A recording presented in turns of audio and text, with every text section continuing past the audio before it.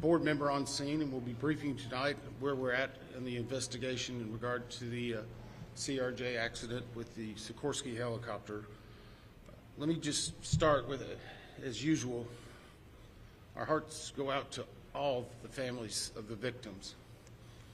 In fact, I just spent the last several hours with them before we came here, and I apologize that we had to move this back. But they are one of our primary concerns, along with making sure we get factual information out. They are having it's a hard time for them, obviously. And we want to do everything we can to make sure they get the most accurate information and factual. And has always been at the core of the NTSB mission, our job is to just come out with the probable cause, but then more importantly, make recommendations so that this type of tragedy never occurs again. So today, I know yesterday you saw the chairman, myself, and all the board members here. I just want to let you know they are still actively involved with this. We're just trying to make sure we're dividing and conquering. The chairman and I have had multiple conversations today. She's helped out a lot in making sure we're getting the investigative needs we have. And she's at the command post right now working with some of our people. I'd like to start by just thanking the first responders. When this first happened, a unified command was set up, and we had a lot of important people that came and worked with us. In Virginia, the Fairfax County Fire and Rescue, Fairfax County Fire and Rescue Department, Arlington County Fire and Rescue, Arlington County Emergency Management, Arlington Police, Alexandria City Fire, Alexandria Police, Virginia State Police, the NCR Incident Management Team, the Virginia Department of Emergency Management, the Virginia Department of Transportation, the Virginia Senator Warner's office, MWA's Fire and Rescue Team, MWA Police. A special shout out to every one of them. MWA has been amazing in helping and working with us, and we're truly appreciative. Along with DC Fire and Rescue, just extraordinary, taking the lead. Prince William Fire and Rescue. In Maryland, the Montgomery Fire and Rescue, Prince George's Fire and Rescue, Charles County Fire and Rescue, Baltimore Fire, Baltimore Police, Anne Arundel Fire Department, Maryland State Police, Maryland Natural Resource Police, MPD, DCFD, from the federal side, the U.S. Coast Guard, U.S. Army, U.S. Air Force, FBI, Secret Service, Customs and Border Patrol, Park Police, DOD, Naval District Washington, American Medical Response, and yes, the U.S. Department of Labor. All of those have been amazing partners and are one of the reasons why that this investigation continues to progress the way we want it to. As I said, we did family briefings last night, and today there are over 100 family members that are now in the area receiving briefings, and as part of a legislative requirement, receiving family assistance. They have been briefed by the medical examiner, the fire chief, NTSB chairman, and myself, along with the family assistant unit from PSA Airlines. In regard to NTSB staff, all staff are now on scene that have been requested, and I want to point out one specific staff member because we're doing a joint NTSB and DOD investigation. The NTSB actually has a Black Hawk certified pilot on staff, on our personal staff, based out of Alaska. Once we realized the dynamics and the intricacies of the Black Hawk, we have brought that member in. They are on scene now, providing direct technical assistance to the NTSB. Now, it does not mean that the DOD is not working and helping with us, but in order to maintain our independence, we have our own Black Hawk certified pilot in the working group for helicopters. Regarding salvage at this point, the Navy supervisor of salvage is conducting salvage operations at the current time. Barges are en route from Virginia Beach, and we anticipate them to be on scene early tomorrow morning. After their arrival, they will be secured and located, and then significant salvage operations will continue. They are ongoing right now, but this will be the main lifting. It's being done in conjunction with the DC Medical Examiner's Office in order to make sure simultaneously that any additional victims are recovered and immediately turned over to them for identification and returned to their families. SupSalv, which is the supervisor of Salvage, is also conducting a debris mapping right now. This will help in our post-accident analysis of how the machine actually reacted to the incident. It'll also help us with understanding some of the airworthiness and crashworthiness and human factors. We have right now 2 distinct debris fields. One that houses the Sikorsky, which is in comparison to the CRJ, a little bit smaller. The CRJ is in another distinct area, and we consider a little bit larger. The good news is, based upon the initial mapping, while there are some small aspects of that debris field, there are large chunks that will be easily recoverable, and it will aid in the investigation when we bring it into the secured facility that will be located here on MWA. That will help us in the close proximity to be able to review and evaluate. Yesterday, we outlined for you a number of groups that have been stood up. A few of them in particular I want to call out, although every one of them have been working very hard. For your edification, the ATC group, Air Traffic Control, has been conducting interviews today. They're ongoing tonight. They will be ongoing for probably the next few days. We've had full cooperation in getting the witnesses that we need to gain those interviews. We will then take that information and match it with other data that we're receiving, and if necessary, conduct follow-up interviews at a later time. Our operations group now has on site an exemplar airplane similar to the CRJ 700. It's on a hard stand here at MWA. They will use that to evaluate cockpit configuration, seating, things like that. So whenever the salvage comes up, we're able to use an exemplary aircraft to match it against examples such as where maybe switches are, navigational aids, electronics. It is almost the exact same configuration as the incident aircraft. I want to clarify one thing. There's been a lot of questions and discussion regarding manifest. Let me make this very clear. The NTSB will not and has not released a manifest. We have not in our history, not in our past. We will not be in this accident. In fact, there's specific congressional language that whenever it is in our possession, it is not available through the Freedom of Information Act. It will not be included in our report. We will not be putting any names of any of the victims. Any release of that information will come from other individuals or groups.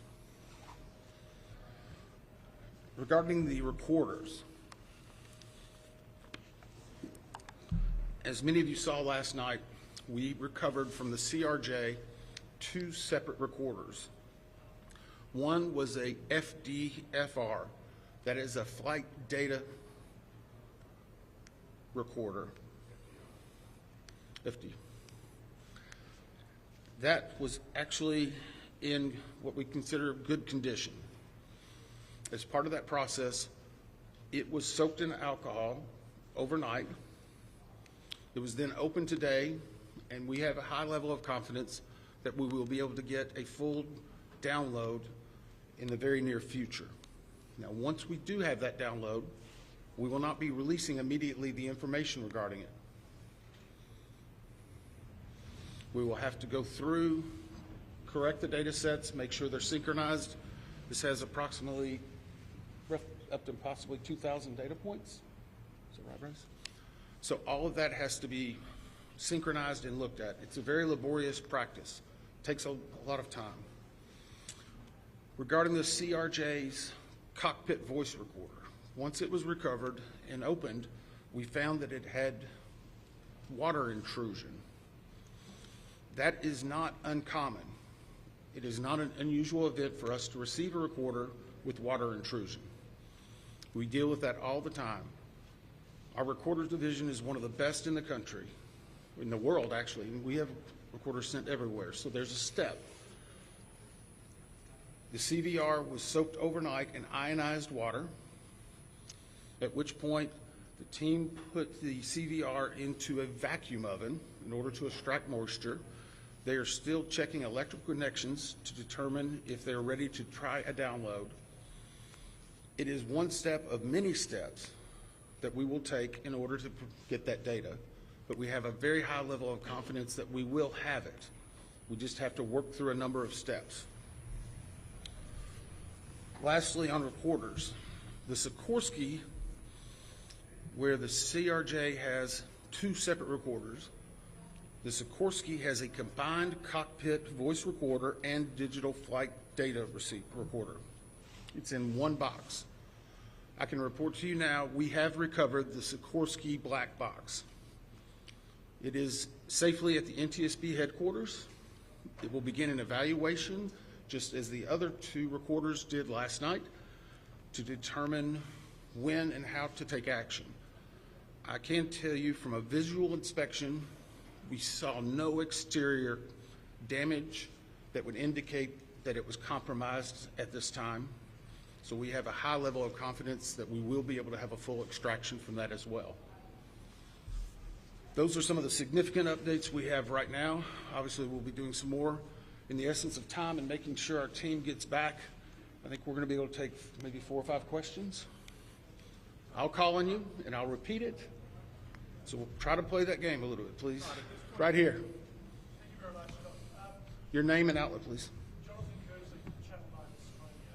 Captain Salvage was one of the heroes of the incident on the Hudson, said that he said we absolutely should be reviewing airspace, not just here but in other places in the desert. A complex mix of traffic. Is he right? Is there time for a permanent shift in DC and across the country to keep airspace safe and separate between military and civilian? So the question for those watching, is it this time now for us to possibly deconflict or change some of the airspace where military aircraft operate with commercial aircraft? I can't give you a definitive answer on that. What I can say is in this incident, it should not have happened. We have in aviation what's called a Swiss cheese approach, wherein if something fails, a backup should catch it. Multiple layers of redundancy. It's been a very long time since we've had a major aviation incident in the United States, and that's the reason why it's one of the safest forms of transportation in the country. But the only way they do that is by investigating what happens now and then making recommendations in the future. Again, the NTSB has done 100,000 aviation investigations. We've issued 15,000 recommendations. Over 84% have been accepted. Once this investigative report comes out, we will be advocating probably for years for changes that need to be made, but we'll not speculate on what needs to be done until we have the facts. Todd, is there anything obvious? Hey, I'll call on people. Sorry. Dave Jefferson from Reuters. Can you talk about how long you think it will take to recover the debris, how long you plan to be on site, and have you got any early data yet off the ATC tapes? I think that was 3 or 4 together. How long the debris will take, how long we'll be on site, and have we gotten any information off of the air traffic control tapes. The debris, we are hopeful once the mapping is done that it will be done in what I will call quick order. I can make no guarantees of that because first and foremost, we need to make every effort and to make sure we're recovering every one of the people that perished in this accident. We'll have some cranes that'll be coming up, and once that happens, you'll see a lot more activity, and we'll be moving that in, but I don't want to give you a definitive time. I would say it will start in earnest probably on Sunday, and it will go through next week, and some of that's contingent upon weather and other things. Regarding the ATC tapes, we've received a lot of different information on ATC, and so I'm just going to preempt it. Off-the-shelf software programs are not always as accurate as the data we specifically get from ADSB, from the black boxes. All of that are factors that come into our investigation.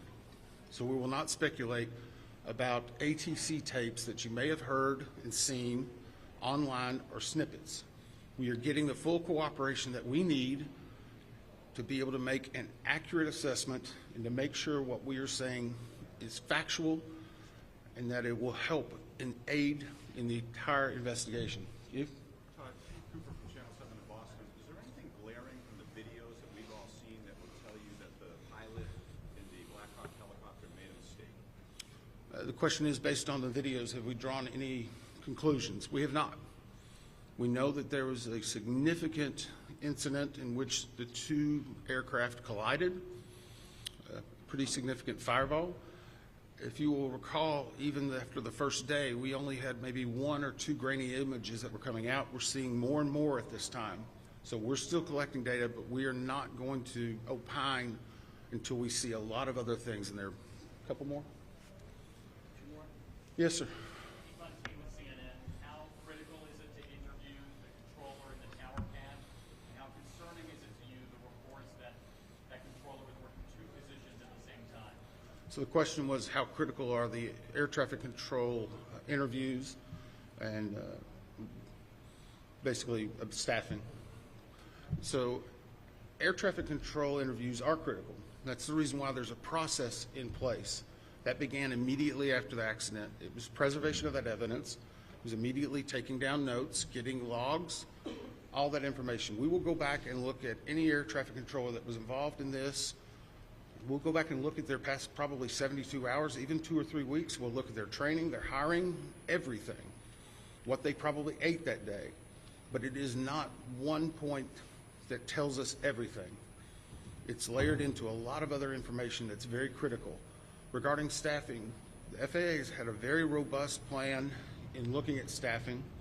Obviously, we'll be looking at not only staffing that day, but progressively staffing. How many people, what job functions they were doing. Were they being combined? Were they not? What was the weather outside? What was the number of landings? I recall back during COVID, 1 runway was being used. Runway 1, that was the only one. 33, as traffic came back, started being opened up. So we would look at changes in traffic patterns, construction at the airport, all of that. It all paints a very big picture. Who are you? Sorry.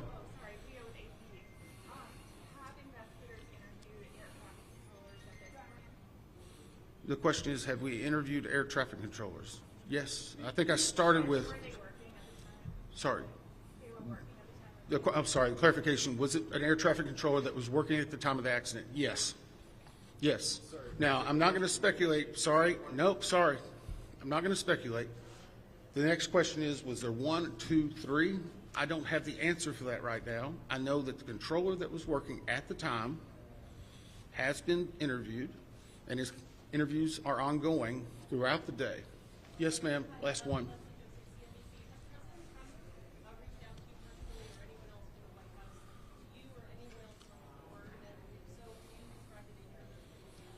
The question is, has anyone from the White House reached out to me or other board members? I won't speak for other board members. I know that the chair did a briefing yesterday. It was publicly discussed and gave some information. I have not received any contact. I'm going to go back to something we talked about earlier. The NTSB is an independent bipartisan board. 58 years as the gold standard. Our job is to find the facts. But more importantly, our job is to make sure this tragedy doesn't happen again, regardless of what anyone may be saying. Our investigators never want to see this happen again, and I never want to have to go back and brief another set of family like that. Thank you. Thank you very much.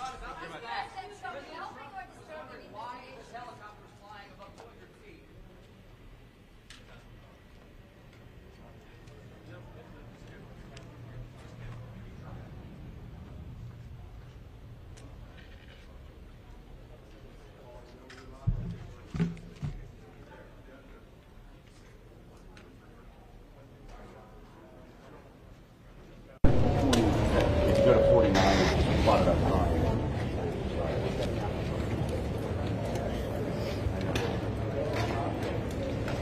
Hey,